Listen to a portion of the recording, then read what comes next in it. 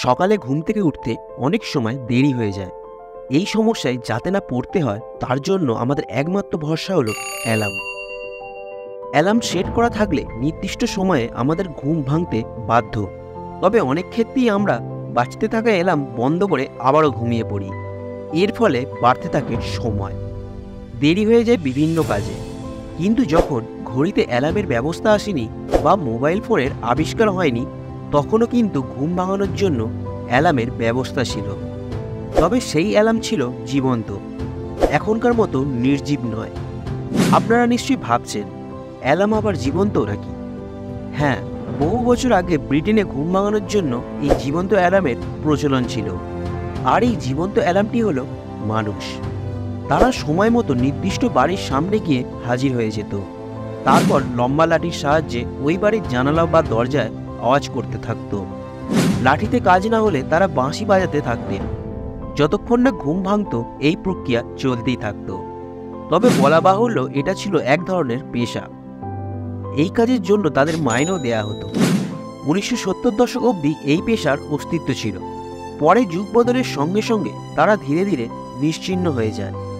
এই পেশাকে বলা হতো নকার আপ, আর যারা এই পেশায় নিযুক্ত থাকতেন তাদের বলা হতো নকার আপার। এই পেশা বিশেষভাবে দেখা যেত ব্রিটেনের উত্তরাঞ্চলে মিল শহরে, যেখানে বেশিরভাগ মানুষ বিভিন্ন শিফটে কাজ করতেন।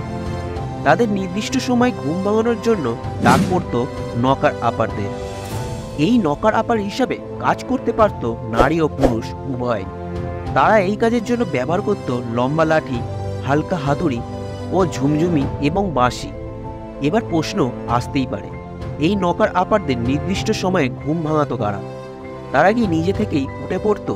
বিবিসির একটি প্রতিবেদন থেকে জানা গিয়েছে, নকার আপাররা সারা রাত জেগে থাকার পর দিনের বেলায় কাজ সেরে তারা ঘুমাতে যেত।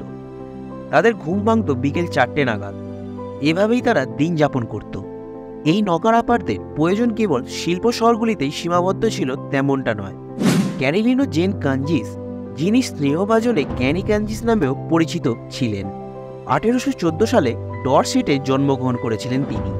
একমাত্র তিনিই ছিলেন পোলের শেষ নকার আপা। 1901 থেকে তিনি প্রতিদিন সকালবেলা সেখানকার মাতাল শ্রমিকদের ঘুম ভাঙানোর কাজ করে গিয়েছেন, 1918 সালে অবসর গ্রহণের আগে পর্যন্ত। বিবিসিতে প্রকাশিত Beamish is the living museum of নর্থের তথ্য অনুযায়ী এমন আরও একজন সুপরিচিত নকার আপার ছিলেন কাউন্টি ডরহামের স্যাট্রিস্টন গ্রিনফিল্ড টেরেসের মিসেস বোয়াস। তিনি তার কুকুর জ্যাককে সঙ্গে নিয়ে কাজে বেরোতেন।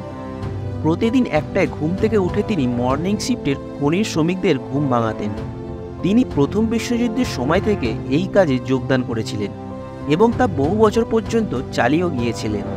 এবং আরও জানা গিয়েছে, নকার আপার যারা হতেন বংশ পরম্পরায় তাদের পূর্বপুরুষ সেই একই পেশায় নিযুক্ত হতেন। বিদ্যুতের প্রসারণ এবং প্রযুক্তি বিকাশের ফলে ধীরে ধীরে এদের কদর হ্রাস পেতে থাকে। পরে সাশ্রয়ী মূল্যের অ্যালার্ম ঘড়ি আসতেই 1940 থেকে 1950-এর দশকে নকার আপাররা নিশ্চিহ্ন হয়ে যায়। তবে 1970-এর দশকে ইংল্যান্ডের কিছু জায়গায় শেষবারের মতো ঘুম ভাঙানির এই মানুষগুলোকে দেখা গিয়েছিল। তো বন্ধুরা, কেমন লাগলো আমাদের এই আজকের ভিডিওটি? এরকমই আরও ইন্টারেস্টিং ভিডিও দেখার জন্য মিস্টার মান্না বেঙ্গলি চ্যানেলটিকে অবশ্যই সাবস্ক্রাইব করে রাখুন।